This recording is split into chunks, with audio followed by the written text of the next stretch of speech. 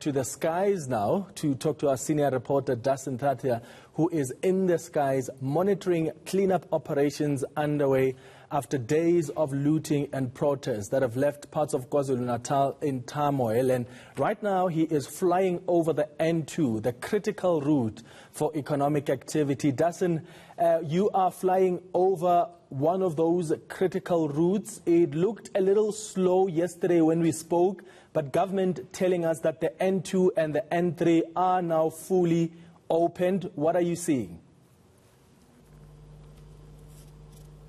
Well, Clement, that's exactly why I brought you over here to the N2 on KwaZulu-Natal's north coast. You know, just a bit of background before I get to what you're seeing now. We were here, we spent a lot of time on this road over the past week at the time when all of these incidents were still being called protests. At that time, the N2 was affected, it was closed off. You'll remember the traffic, the protesters, the flags that were being brandished on this road.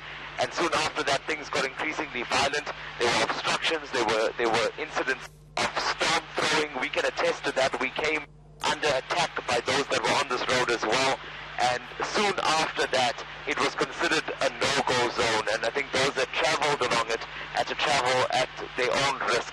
Now, something refreshing, just seeing a lot more traffic that's coming along. Look, not necessarily in high volumes, but we are seeing a lot of it. What you are probably seeing crossing your screen now is a truck. I want to talk specifically about that because I've seen a few of them that have gone past while we've been flying in the direction of Richards Bay. We've seen a lot of trucks that have been traveling on this road, which also speaks to the fact that it seems like the wheels on the economy may be starting to turn a little slowly once again. Remember, a lot of that had stopped on the N3. This is a tanker that I'm now seeing passing by as well. And that, I guess, is a sign of hope. Although we have a long way to go, it shows that there is some movement of goods, there is some movement of fuel, and that can only be a good thing for us living in this province.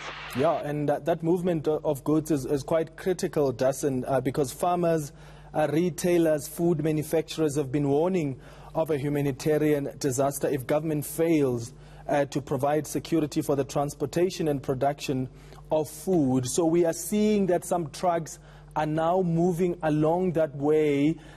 It may be difficult for you to zoom in and see if there is law enforcement on the ground, but government indicated today that some soldiers will be stationed along the route to ensure that the trucks are protected, because some of these retailers have indicated that it's all good and well to open and ensure that the routes are flowing, but we need security, and that's what they've been trying to stress over the last couple of days. Exactly.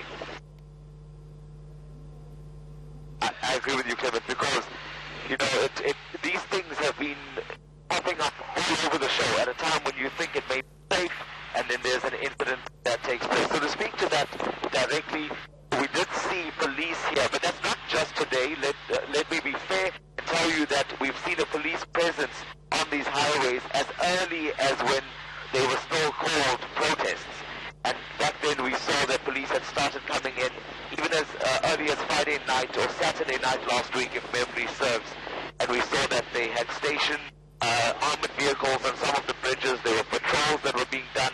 On one of the days that we were driving up the north coast, there were police that had put out some fires there. So even now, as we crossed through the Mvoti toll that's near Stanger, we saw that there were some police cars that were there. However, we haven't seen the SANDF deployment. Now, that's not to say that they are not here.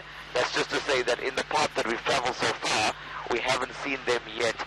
We had a similar situation when you and I spoke on the N3, about the N3, Clement. We didn't really notice a deployment of the SANDF. Hopefully, there will be a more visible presence soon, or perhaps they were just not in the areas that we were flying over. But a critical point you're raising there, because with these attacks popping up so quickly and happening so fast and causing this much damage, there needs to be a visible presence of police. It also comes in the wake of the SANDF chief, as you said, talking tough and saying that they will meet force with force. So we need to see those words translating into actions on the ground.